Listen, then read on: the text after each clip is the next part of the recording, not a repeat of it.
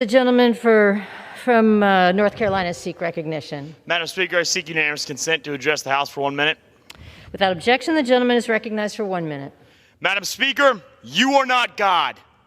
Your will does not bend the forest or shake the mountains. And let me assure you, your will does not bow the knee of millions of my countrymen who refuse to heed your callous command. To threaten arrest on others for their own personal medical decisions is nothing short of a medical apartheid, and I will not let it stand. For if I am to cowardly bend the knee here like those on the left wish, then what is to stop you all from taking your tyranny to the rest of this country that I love? How dare anyone in this institution attempt to dictate to the patriots of my staff how they may live their lives? For one to think that because they have the title honorable attached to their name means that they may dictate what others may say and think repulses me. What makes this nation special is that in this free land, the people are the royalty. So arrest us if you will, but I will not cower and I will not bend. Madam Speaker, you have come to take away our liberties. But Madam Speaker, in this country, you are outnumbered. With that, I yield back. Purpose is a gentleman from North Carolina seek recognition. I seek unanimous consent to address the House for 1 minute. Without objection, the gentleman is recognized for 1 minute. Madam Speaker, the Taliban is emboldened today. They have found a new reason to cry death to America. That reason is Joe Biden. His foreign policy is not America first, it's Taliban first. Mr. President, listen carefully, and I'll say it slowly just for you. No man left behind. That's leadership. Here's my pledge to the Taliban. You may chant death to America today, but mark my words, the levers of power will be in strong hands soon. If you harm an American, we will rain down vengeance upon you with the wrath and fury that will put the fires of hell to shame. Psalm 91 promises us that God will be our refuge and our fortress. But you do not worship my God or heed his promises. So when we come for you, there will be no refuge, no cave, no crevice you can crawl into that will save you from our wrath. So to those who hate America and all that we stand for, read my lips. I am young and I have a long memory. When power in Washington inevitably shifts, we will not forget you because we're in the business of killing terrorists. And pretty soon, business will be booming. With that, I yield back. Speaker, this is my generation's long-form death certificate. You endorsed it, you own it, and you will pass it. But I will be the one who pay for it. My generation. And if America still stands, my grandchildren will pay for this Trojan horse of a socialist proposal. $3.5 trillion in unhinged, unconscionable, irredeemable spending. It's the final nail in the coffin of the American dream. Karl Marx would even call this bill radical. Look at this. This is a pallet of $100 million. And for scale, beside that is me.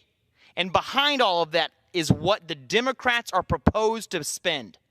You've stolen my generation's checkbook. And Madam Speaker, we want it back. No American who votes for this trash should ever see the inside of a legislative chamber ever again. They should never take another oath of office for Congress, for State House. Hell, they shouldn't even be able to get on a mosquito control board because they have endorsed the demise of the country they swore to protect. This is what crushing, overwhelming, unrecoverable debt looks like. And we haven't even talked about the substance. This proposal is legislative malfeasance on the lifeblood of our country, energy independence, and more importantly, energy dominance. You show me a nation's energy policies, and I'll show you the future of that nation. Under President Trump, our energy independence carved out our standing in the world. We were the captains of our destiny, not Middle East kingdoms. We augmented our national security through America First energy independence, not foreign reliance. America was leading the world. But when Joe Biden took office, our soaring, thriving energy independence came trashing down. Failed policies, fatal spending. That's your legacy, Madam Speaker. You have put before us a death wish for America. You stand guilty of financial treason, Madam Speaker, but the sentence will be served out by my generation. With that, my friend, I'll give it back to you. Gentleman from North Carolina seek recognition. Madam Speaker, I rise and you ask of unanimous consent to address the House for 1 minute and to revise and extend my remarks. Without objection, the gentleman is recognized for 1 minute. Madam Speaker, there is nothing an American will not do to defend his country. I rise today in defense of my homeland. I am angry not just for the destruction of American values perpetrated by those on the left, but I am angry because my colleagues simply do not seem to care. They do not care that our border is non-existent, that 6,000 criminals cross into our country daily. They do not care that 64% of federal arrests are of illegal immigrants. And they do not care that America's welfare and infrastructure system simply cannot handle this influx of criminal immigrants. They do not care because to them, power is all that matters. I have a message to the power-hungry and the partisan. Power corrupts, and absolute power corrupts absolutely. It is in the nature of Americans to be kind. It is in our nature to be gentle and loving. But know this, when it comes to the matter of protecting our friends, our family, and our heartland, do not trifle with this representative democracy. For we the people will not stop. We will never back down. We will give our everything to protect those dear to us. Gentleman's time has expired. This is our republic. Finish the wall. My fellow Americans, the heart of our nation is broken tonight. Americans, the bravest, most courageous among us, lay dead in the streets of Kabul today. They were spouses, parents, family members, American patriots. They had hopes and they had dreams. They were truly the best among us. But even as the world reels and even as we grieve, the United States stands strong. Our freedom remains intact. But it remains intact because there are hundreds of thousands of service members who are just as brave and just as ready to pay the ultimate price. But though we stand strong today, it is incumbent upon we the people to be vanguards of our republic and take steps to save American lives. In times of trial and hardship, when it seems our government has failed us, we turn to our leaders for answers. We demand accountability because that's innately American. Inaction and indecisiveness have defined our politics for far too long. The hallmark reaction of far too many leaders today has been to roll over and surrender, to do nothing.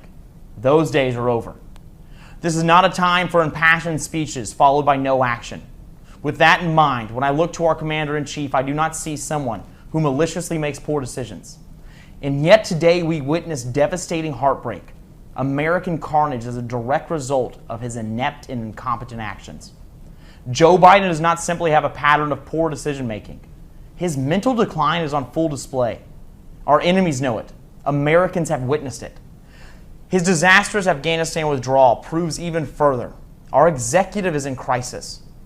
President Biden's physical inability to lead is not a political talking point. It is a demonstrable fact. Our president is not mentally fit to serve as president of these United States. I truly believe that he is unable to discharge the duties of the office he holds. That is why today I sent letters to each member of the president's cabinet and to the vice president asking that they invoke the 25th Amendment of the United States Constitution and remove Joe Biden from his office. I am also calling on Speaker of the House, Nancy Pelosi, to immediately call Congress back into session to construct a disability review council and assess the president's state. I cannot sit idly by and watch the nation that I love spiral into death and devastation because our leader cannot discharge his duties. When there is no time to wait, the time for action is now. I take no pleasure in sending this request. The gravity of this weighs heavily on me, but I find no other recourse. We must not allow this mentally unstable individual to direct our country for 1 second longer. The future of our republic must be guarded. The lives of American citizens must be preserved. The time to act is now. Thank you. God bless you, and may God bless these United States of America. What purpose does the gentleman from North Carolina seek recognition? I seek unanimous consent to speak for 1 minute. Without objection, the gentleman is recognized for 1 minute. Madam Speaker, you have squandered the inheritance of a generation today. You have governed with abandon and exchanged financial assurance for instant gratification. Today, you didn't pass a budget plan. You passed a death wish for America. It is easy for you to sit up there and authorize $68 trillion over the next 10 years because you will never have to shoulder the financial burden of your actions. Your roadmap for our future is a highway to hell. You have exchanged the American dream for a socialist nightmare. To the American people, you have been lied to. Your taxes will be raised because of the actions of Democrats today. I shudder to think of what our country, our city on a hill, our beacon of freedom will look like in a generation we have delivered a nation devoid of treasure to our children. We will give account one day for our actions in this Congress. If we hand over a bankrupt legacy to our children, your actions today will be indicted and you will be without excuse. Madam Speaker, you are walking around with my generation's checkbook, and we want it back. And with that, I yield back. For what purpose does the gentleman from Florida seek recognition?